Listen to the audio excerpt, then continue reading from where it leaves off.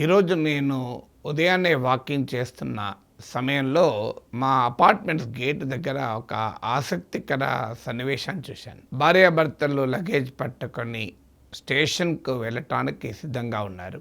సమయము చాలా తక్కువ ఉంది, వెంటనే వెళ్ళాలి. భార్య ఆటోలో వెళ్తే తొందరగా వెళ్తాం, ఆటో తొందరగా బుక్ అవుతుంది, ఏ చిన్న లేన్లకి వెళ్ళి కూడా ట్రాఫిక్ ఉన్నా వెళ్ళిపోతుంది, మనం తొందరగా చేరుకుంటాం అని భార్య అంటుంటుంది. భర్త ఈ ఉదయం పూట రష్ ఏముండదు, ఆటో అయితే ఎత్తేస్తుంది, చలి పెడుతుంది, టాక్సీ మాట్లాడుకుందాం, కారులో తొందరగా వెళ్ళిపోతాం, ఏం కాదు అని భర్త అంటాడు. ఇద్దరు కలిసి ఏకాభిప్రాయానికి వచ్చి ఏదో ఒక దాంట్లో వెళ్తే ఇబ్బంది ఏమి ఉండేది కాదు. భార్య ఆటోని పట్టుబడుతుంది, భర్త టాక్సీ కారుని పట్టుబడతాడు. ఇలా వారు ఒక 10-15 నిమిషాలు వాదించుకుంటూ ఉంటారు. ఈలోగా సమయం అయిపోతుంది. వారు ఆటోలో పోయినా కారులో పోయినా చేరే పరిస్థితి అయితే లేదు. ఇది చూసి నాకు బుద్ధుడు చెప్పినటువంటి ఒక కథ గుర్తొచ్చింది, పాయిజన్డ్ యారో అని. బుద్ధుడు చెప్పిన కాంటెక్స్ట్ వేరు, సందర్భం వేరు, కానీ అది అన్ని సందర్భాలకు మనం అన్వయించుకోవచ్చు. గొప్ప తత్వవేత్తల బోధనల యొక్క ప్రత్యేకత ఏంటంటే వారు ఏ సందర్భంలో చెప్పినా వాటిని మన జీవితంలో అన్వయించుకోవటానికి, మన జీవితంలో మనము తరచూ ఎదుర్కొనే సవాళ్ళను, సమస్యల్ని, ప్రశ్నల్ని పరిష్కరించుకోవటానికి కూడా ఉపయోగపడతాయి. అందుకే నేను ప్రతి సందర్భంలోనూ చెప్తాను, మనము ఏ గొప్ప వ్యక్తుల జీవిత చరిత్రలు చదివినా, ఏ మహానుభావుని బోధనలు చదివినా మనం వాటిని ఇంటర్నలైజ్ చేసుకోవాలి. ఒక చెవితో విని మరో చెవితో వదిలేయకూడదు. వాటిని అంతర్లీనము చేసుకోవాలి, అంటే మనలో ఇమిడ్చుకోవాలి, మన జీవన విధానంలో వాటిని భాగం చేసుకోవాలి. అసలు ఏమిటి ఈ కథ? ఈ కథ ఏంటంటే ఒక కథ కాదు, వాస్తవంగా బుద్ధుడు స్వయాన మౌలంక్య పుత్త అనే ఒక శిష్యునికి చెప్పినటువంటి అంశం. పుత్త అంటే పుత్ర అని. మీకు సంస్కృత్లో పుత్ర అంటే పాలీ భాషలో పుత్త అంటారు. సో సంస్కృత్లో సూత్ర అంటే మీకు పాలీ భాషలో సుత్త అంటారు. సో ఈ మౌలంక్య సుత్త, ఆ మౌలంక్య పుత్త అనే అతను అంటే మౌలంక్య పుత్ర బుద్ధుని శిష్యుడు. సో ఆయనకు అనేక రకాల మెటాఫిజికల్ క్వశ్చన్స్, అంటే తాత్వికమైన ప్రశ్నలు ఉంటాయి. అసలు ఈ విశ్వానికి ముగింపు ఎక్కడా? ఇది అనంతమైందా? Is universe infinite? అనంతమైంది, అనంతం కానిది అంటే తేడా ఏంటి అంటే, మనం ఒక ప్లేస్ నుంచి వెళ్ళి ఒక చోటు నుంచి మళ్ళీ ఆ చోటుకి తిరిగి రాగలిగితే అది ఇన్ఫినిట్ కాదు. తిరిగి రాలేమనుకోండి, అది అనంతమైంది. సో ఈ విశ్వంలో మనం ఒక పాయింట్ నుంచి బయలుదేరుతాం, విశ్వాంతరాలకు వైపు వెళ్తూ వెళ్తూ వెళ్తూ ఉంటాం. ఎక్కడో చోట ఇక విశ్వం ఆగిపోయి వెనక్కు వస్తామా, లేదా ఆ విశ్వము అనంత వ్యాప్తంగా ఉంటుందా? ఇది మౌలంక్యపుత్ర ప్రశ్న. అలాగే మరణించాక ఏం జరుగుతుంది? What will happen after death? So అలాగే ఆత్మ అనేది ఉందా? ఇప్పుడు ఇలాంటి ప్రశ్నలు మనకు వస్తుంటాయి. మనకు ఈవెన్ దేవుడు ఉన్నాడా అనే అంశం పైన గంటలు గంటలు చర్చించుకునే వాళ్ళకి కూడా ఉన్నారు. సో ఇలాంటి అనేక రకాల ప్రశ్నలు మౌలిక పుట్టకు వస్తాయి. సో బుద్ధుని దగ్గరికి వెళ్ళి నాకు వీటికి సమాధానాలు కావాలి అంటాడు. అప్పుడు ఆయనకు ఒక ఉపమానం చెప్తాడు, ఒక రకంగా ఒక కథ చెప్తాడు. ఈ కథ బుద్ధిస్ట్ లిటరేచర్లో ది ప్యారబుల్ ఆఫ్ పాయిజన్ యారోగా చాలా ప్రసిద్ధి, విషపూరిత బాణం కథ. సో బుద్ధుని తాత్విక చింతనలో ఉన్న గొప్ప విషయాల్లో ప్రత్యేకత ఏంటంటే చాలా ప్రాక్టికల్గా ఉంటాయి, నిత్య జీవితానికి అన్వయించుకోవడానికి ఉంటుంది. ఎందుకంటే బుద్ధుడి తాత్విక చింతనలో మూలం ఏంటి అంటే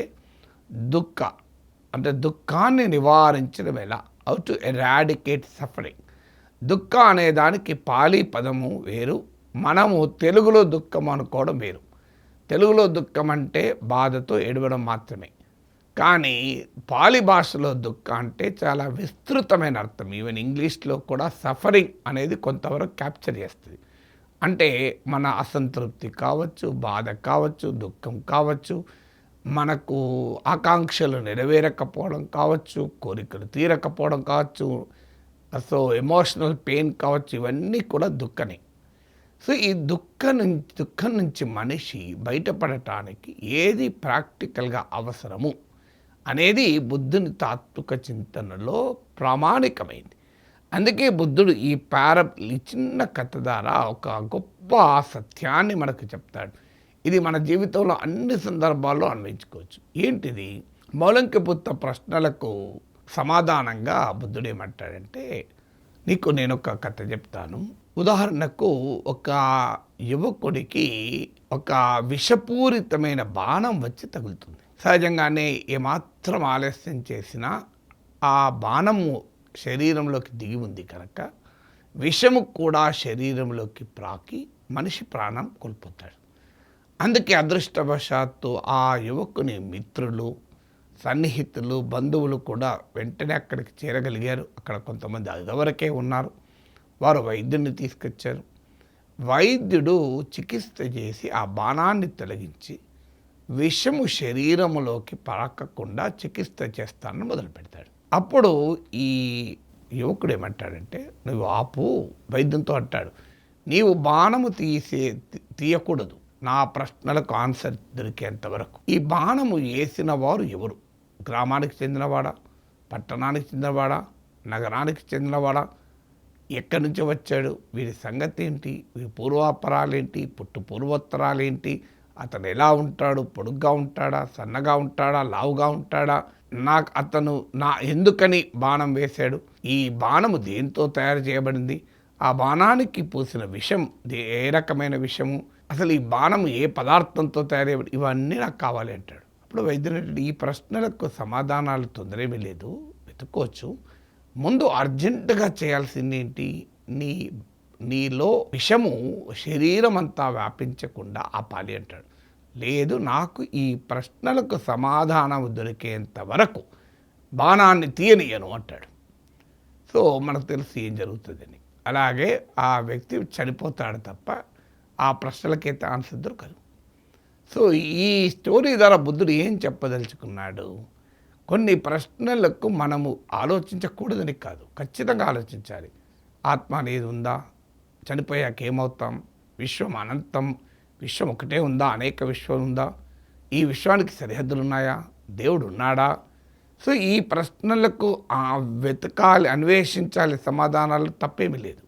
కానీ దానికన్నా ముఖ్యమైనవి ఏంటంటే, ఇప్పుడు తక్షణం కావాల్సింది ఆ బాణం తీసేయాలి, విషం పూరించిన బాణం. సో అది వదిలేసి మిగతా ఎన్ని ఆలోచించుకుంటూ కూర్చున్నాం అనుకోండి, నువ్వు ఆ ప్రశ్నలకు సమాధానం వెతకడానికి నీవే మిగిలవు కదా. ఇది కథ బుద్ధుడు చెప్పింది. అంటే మీకు సమాధానాలు దొరకని, ఖచ్చితమైన నిశ్చితమైన సమాధానం దొరకని అంశాలపైన ఆలోచించడం కన్నా ముందు నీ ముందున్న కర్తవ్యాన్ని ఆలోచించు. Where should your attention be? నీ కేంద్రీకరణ వేటిపైన ఉండాలి. అప్పుడు చాలా సందర్భాల్లో మనం చూస్తూ ఉంటాం, అసలు పని మానేసి ఆ పనిపైన ఏదో ఒక అంశం పైన చిన్న వివాదం వస్తే ఆ వివాదం చుట్టూ తిరుగుతుంటాం. ఈ అసలు పని పక్కకు పోతుంది. సో ఇలా నేను చాలామంది చూశాను, భార్యాభర్తల్లో కూడా చూశాను. ఓ పని నీ వల్ల ఆలస్యమైంది అని చెప్పి వారు ఒక గంట సేపు కొట్లాడుకుంటారు. దాంతో ఆలస్యం అంతవరకు అయింది 10 నిమిషాలే. ఆ 10 నిమిషాల ఆలస్యం నీ వల్లనే అని భార్య అంటే, నీ వల్లనే భర్త అంటారు. ఇద్దరు కలిసి గంట సేపు కొట్లాడుకుంటారు. అప్పుడు ఆలస్యం ఎంతసేపు అవుతుంది? 1 గంట 10 నిమిషాలు అవుతుంది. చూడండి, ఇది మన ఇళ్ళల్లో, అందరి ఇళ్ళల్లో జరిగేటువంటి సంఘటన. మీ ఇంట్లో జరుగుతుంది, నా ఇంట్లో జరుగుతుంది, అందరి ఇంట్లో జరుగుతుంది. కారణం మన బుద్ధుడు చెప్పిన ఈ విషపూరిత బాణం కథ మనకు తెలియదు కనుక. తెలిసి ఉంటే 10 నిమిషాల ఆలస్యానికి ఎవరు కారణమని తేల్చుకోవడం కన్నా ఆ ఆలస్యాన్ని ఎంత వెంటనే ఆపేసి పని మొదలుపెట్టడం ముఖ్యం కదా. అది వదిలేసి నీ వల్ల ఆలస్యం ఏంటంటే, నీ వల్ల ఆలస్యం, గంట సేపు కొట్లాడుకుంటే ఏం మిగులుతుంది? ఆఖరికి ఇద్దరికి మిగిలేదు ఆలస్యం మాత్రమే, 1 గంట 10 నిమిషాల ఆలస్యం. అందువల్ల ఈ స్టోరీ చూడండి, మీరు ఎంత ఉపయోగపడుతుంది. ఇప్పుడు ఉదాహరణకు నేను మొదట్లో చెప్పిన ఉదాహరణ, ఆటో ద్వారా పోతే అడ్వైజబులా, టాక్సీ కార్ ద్వారా పోతే అడ్వైజబులా? ఏదో ఒక దాని మీద పోయి ఉంటే స్టేషన్కి చేరేవాళ్ళు సమయానికి, రైలు అందేది. కానీ దేని ద్వారా పోవడం అడ్వైజబుల్ అని తేల్చుకోవడంలోనే అసలు రైలు పోయింది. ఇప్పుడు ఇంపార్టెంట్ ఏంటి ఇక్కడ? ఇంపార్టెంట్ ఆటోలో పోవడమా, కార్లో పోవడమా కాదు, ఇంపార్టెంట్ రైలు స్టేషన్ చేరడం. స్టేషన్ చేరడం అనే ప్రాధాన్యత కల అంశాన్ని వదిలేసి ఎక్కడ ఘర్షణ పడుతున్నారు? ఆటోలో పోవడం బెటరా, కార్లో పోవడం బెటరా? స్టేషన్కు పోవడము పోకపోవడం బెటరా అనే ప్రశ్న వదిలేశారు. ఇప్పుడు చూడండి, ఇందులో ఈ విషపూరిత బాణం, ముందు ఆ బాణము తీసేసి విషం వ్యాపించకుండా చూడడం ముఖ్యం. ఆ తర్వాత బాణం వేసిన వాడెవడు, ఎందుకు వేసాడు, ఏ బాణంతో వేసాడు, వాడి ఉద్దేశమైన అవన్నీ తర్వాత కదా. మొదలు మనిషి బతుకుండాలి కదా. అందువల్ల ఈ కథను గనక మనము చదువుకొని గుర్తుపెట్టుకొని ఎప్పుడైనా గుర్తుంచుకోండి, మీరు ఒక ముఖ్యమైన పని చేసే ముందు అనవసరపు డైగ్రెషన్ ఏదో ఒక కారణం రీత్యా మీ అటెన్షన్ పక్కకు పోతుందనుకోండి, బుద్ధుడు చెప్పినటువంటి ఈ విషపూరిత బాణం కథ గుర్తుపెట్టుకోండి. ఇప్పుడు నాకు అర్జెంటుగా చేయాల్సిన పని వదిలేసి అనవసరం అంశాలపైన దృష్టి పెట్టకూడదు. అందువల్ల your focus should be on the correct point. ఏ పని చేయాలో దానిపైన ఫోకస్ ఉండాలి. అనవసరం పైన ఫోకస్ ఉందనుకోండి, ఏమవుతుంది? అసలు గురి తప్పుతుంది. మీకు మహాభారతంలో ద్రోణాచార్యుడు, పాండవులు, అర్జునుడు కథ కూడా అదే. పక్షి గుడ్డు మాత్రమే కనిపించిన అర్జునుడు ఛేదించగలిగాడు. ఆ గుడ్డే కాదు, పక్షే కాదు, ఆ చెట్టే కాదు, ఆ కొమ్మలు, ఆకులు, ఆ అందమైన అరణ్యం కనిపించిన వారు గురి తప్పారు. అందువల్ల కారణాలు ఏదైనా అప్రధానమైన అంశాలతో గురి తప్పకండి. ప్రధానమైన అంశాన్ని ముందు పెట్టండి.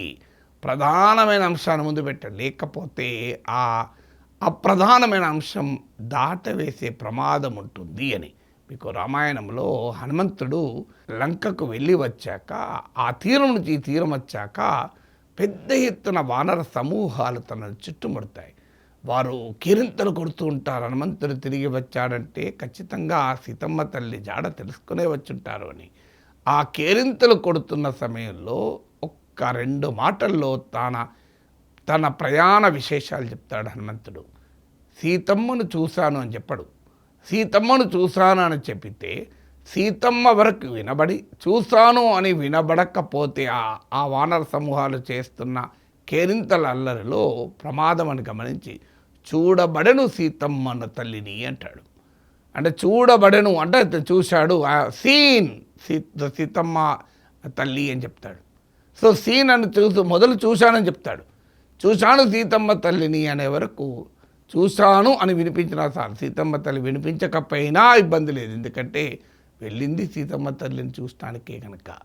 సో అందువల్ల మనం ఎప్పుడైనా ఒక ప్రధానమైన అంశాన్ని వదిలేసి అప్రధానమైన అంశాలపైన కేంద్రీకరించకూడదు అన్నది బుద్ధుడు చెప్పిన ఈ విషపూరిత బాణం మనకు అందిస్తున్న సందేశం.